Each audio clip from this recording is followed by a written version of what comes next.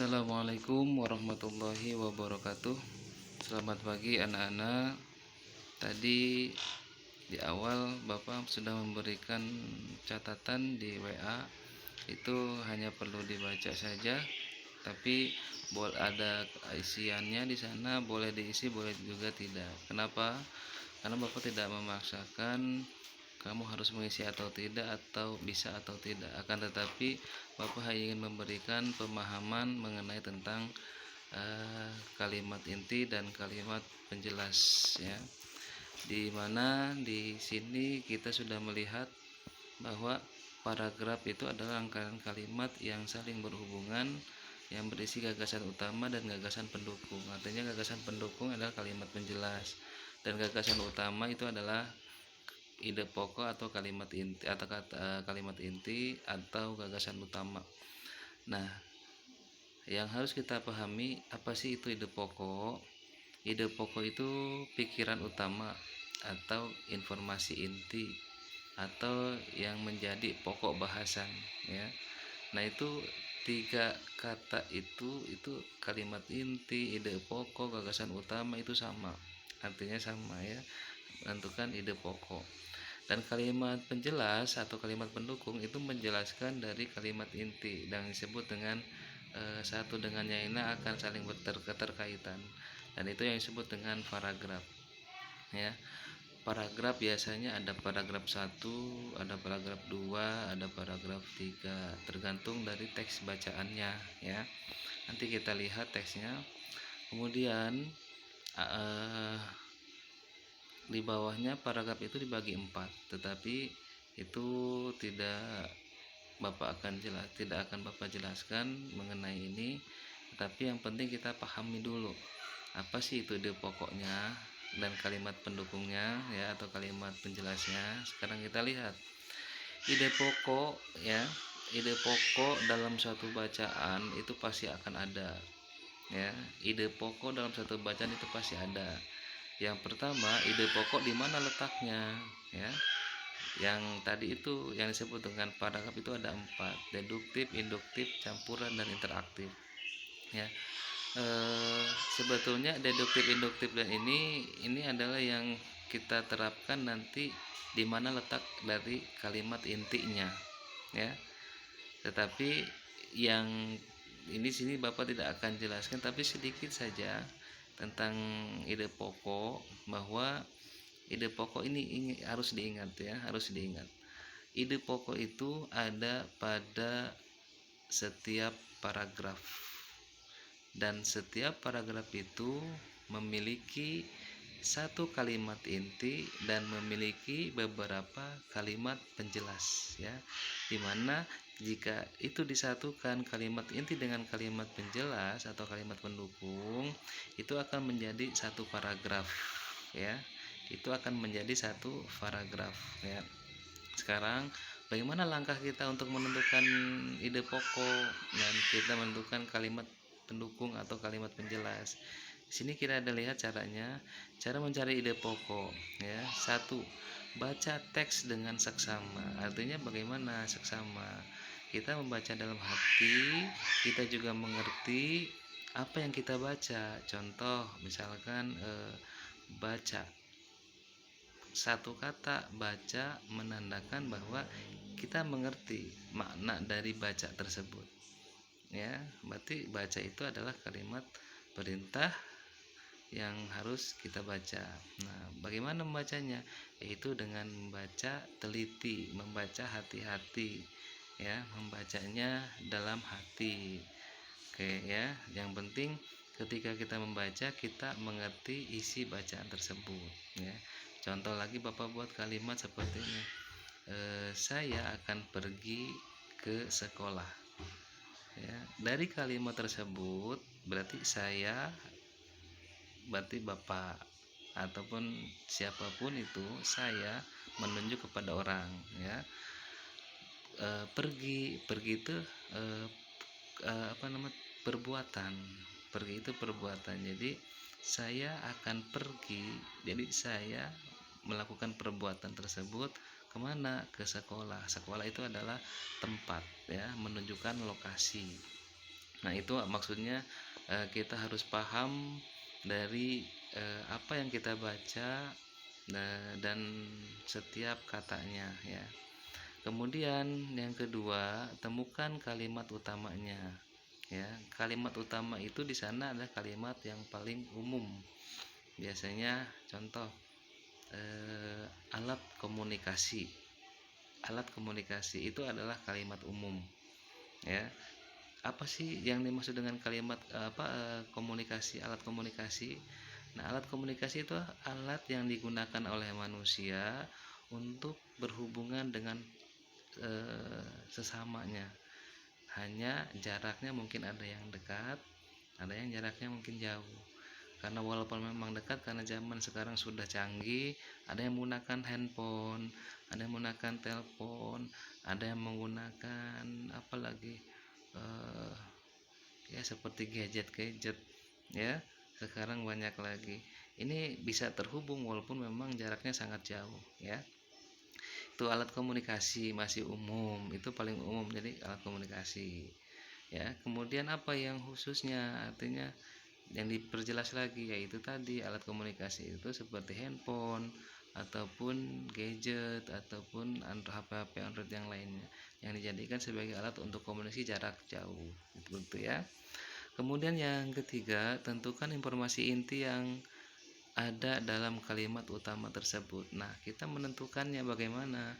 Nah, untuk menentukan kalimat inti ini atau kalimat yang paling umum itu biasanya selalu ada dalam ulangan, itu selalu muncul ya. Kalimat utama, kalimat inti atau kalimat pokok itu atau disebut dengan ide pokok itu ada pada awal kalimat. Ini yang disebut dengan paragraf deduktif ya.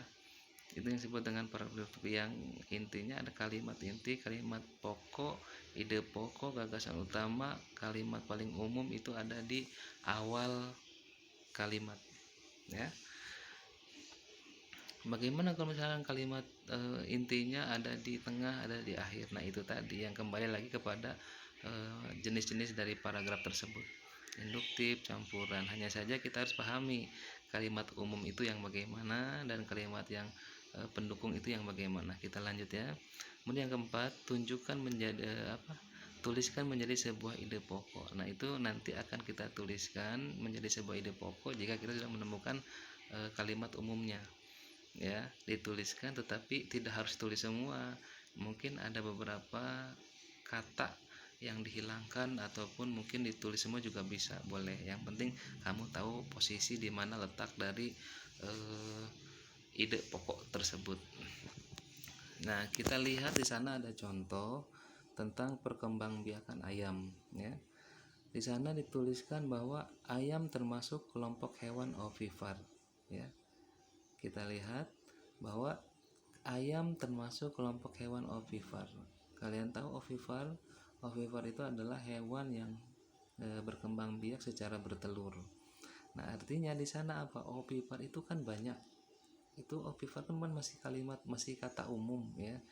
Hanya di sini disebutkan ayam termasuk kelompok hewan ovipar ya. Itu masih umum. Sehingga itu yang disebut dengan kalimat utama. Makanya di sana di kotak kalimat utama ayam hewan ovipar dituliskannya, ide pokoknya ayam hewan ovipar. Apa yang dihilangkan itu termasuk kelompok ayam termasuk kelompok hewan ovipar. Nah, itu ya ada dua kata yang dihilangkan, termasuk, yang keduanya kelompok dihilangkan. Apakah harus ditulis semua ayam termasuk kelompok hewan ovipar? Tentu boleh ditulis semua, boleh juga kita ambil yang pokoknya saja, ayam hewan ovipar, itu sudah cukup gitu ya. Kemudian tadi sudah Bapak sampaikan kalimat utama itu informasinya ya. Kemudian kalimat pendukungnya itu adalah kalimat yang mengiringi dari kalimat intinya atau kalimat utamanya.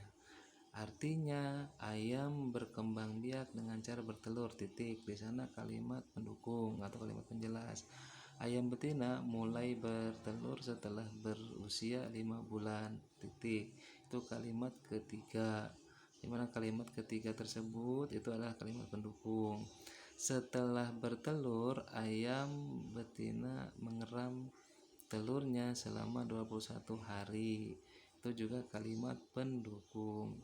Hingga telurnya menetas menjadi anak ayam, itu juga sama adalah kalimat pendukung. Dari paragraf tersebut, disebutnya dengan satu paragraf ya. Dari paragraf tersebut kita dapat mengambil ide pokok dari di atas, teks di atas itu adalah ayam hewan ovipar. Itu informasinya bahwa itu kalimat inti. Kesimpulannya apa? Ayam merupakan hewan ovipar yang akan bertelur setelah berusia 5 bulan, kemudian mengerami telurnya selama 21 hari. Itu adalah kesimpulan, dimana kesimpulan itu mengambil inti dari bacaan, menjelaskan kepada seseorang, dan itu dengan kalimat yang tidak harus kita ambil semua bacaannya, tetapi hanya diperpendek saja kalimatnya. Jelas? Apakah sudah jelas tentang kalimat inti dan kalimat penjelas? Oke, kita lanjut slide yang berikutnya. Di sini Bapak sudah menugaskan kalian untuk membaca ya, di mana bahan bacaan ini tentang tumbuhan sumber karbohidrat, protein, dan vitamin. Nah, kita lihat yang kuningnya. Sudahkah kamu membekali tubuh dengan saat menu sarapan yang sehat ya, kemudian bekal selama seharian beraktivitas? Nah, itu ya.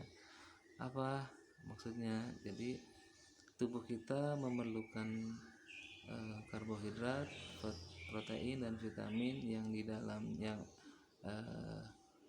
itu semua ada pada makanan yang sering kita makan atau makanan yang sering kita temukan di luar ya. Cuma satu, jangan memakan makanan yang siap saji seperti mie instan ataupun lain sebagainya, ciki-ciki dan lain sebagainya. Pokoknya itu ya, boleh sesekali atau 2 kali, tapi jangan sampai terlalu sering, dan juga jangan melupakan makanan yang dibutuhkan oleh tubuh kita ya.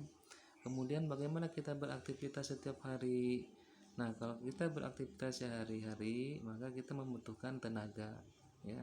Tenaga itu menjadi sumber kekuatan kita untuk melakukan aktivitas atau perbuatan kita. Contoh, petani mencangkul itu perlu tenaga. Kalau tidak tenaga, mungkin dia akan kelelahan. Siswa berolahraga juga membutuhkan kekuatan. Lari, gerak-gerak yang lain itu juga butuh kekuatan. Nah, itu juga harus kita pahami bahwa ketika kita olahraga itu juga membutuhkan air ya, air yang cukup supaya tidak dehidrasi ya. Tidak hanya air, begitu juga makanan yang kita makan juga harus mengandung protein, karbohidrat, dan vitamin ya.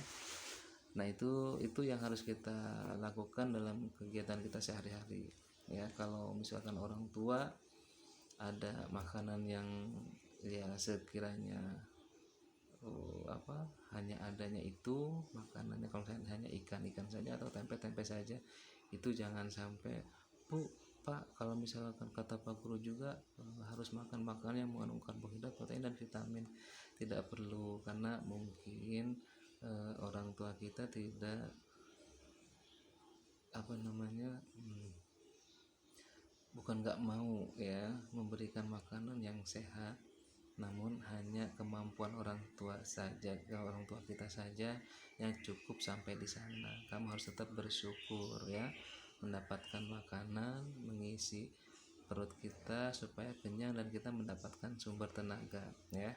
Tuh, kemudian di sana kita lihat tumbuhan sumber karbohidrat, protein, dan vitamin. Di sana bahan bacaannya, gambarnya ada buah-buahan ya, ada umbi-umbian seperti dangder, tuh bahasa kitanya.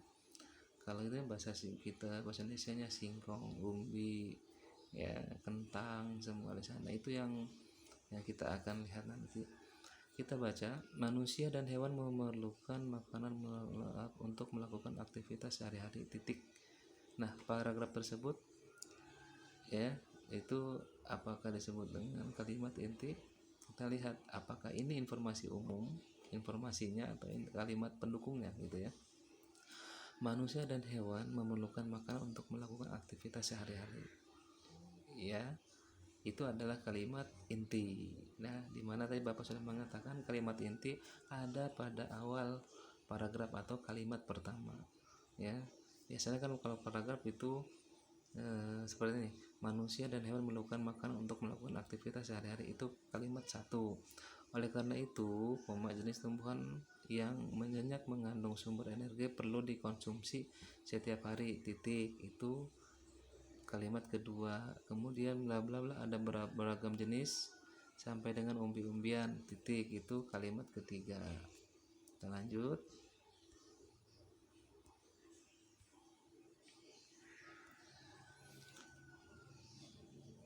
Nah, itu paragraf 1 ya, berarti ada 3 kalimat. Nah,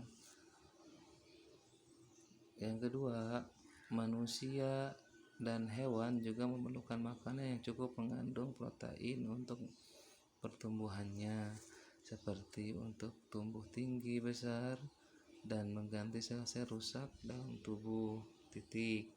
Itu kalimat 1 paragraf kedua. Dan kemudian ada sampai membuat kita tumbuh sehat, titik, kalimat ketiga. Tumbuhan tersebut adalah kacang, kedelai, bla bla bla bla, yang sampai dengan kacang lain. Itu kalimat keempat. 1 2 3 ya, ada 3 kalimat ya. Nah, itu kalimat paragraf kedua, dimana kalimat kedua kalimat intinya ada pada kalimat pertama. Manusia dan hewan juga memerlukan makanan yang cukup mendukung protein, cukup mengandung protein untuk pertumbuhannya. Nah, itu. Dan sekarang yang kalimat ketiga, apakah kalian mampu menemukan kalimat inti? Ya. Nah, di sana. Sekarang kita lihat di sini ada tugasnya sebetulnya. Kamu bisa buka buat atau istilah tabel berikut berdasarkan bacaan di atas. Nah, tadi kita lihat paragraf pertama. Manusia dan hewan memerlukan makanan untuk melakukan aktivitas sehari-hari. Nah, kita isikan di ide pokok paragraf 1 ya. Kesimpulannya apa? Kesimpulannya, manusia dan hewan memerlukan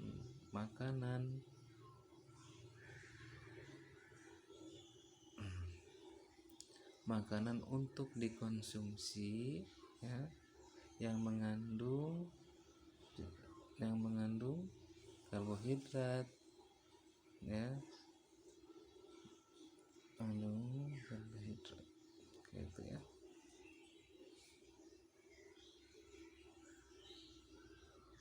Mungkin itu anak-anak yang dapat Bapak sampaikan mengenai kalimat inti dan kalimat penjelas. Mudah-mudahan anak-anak mampu menguasainya, memahaminya.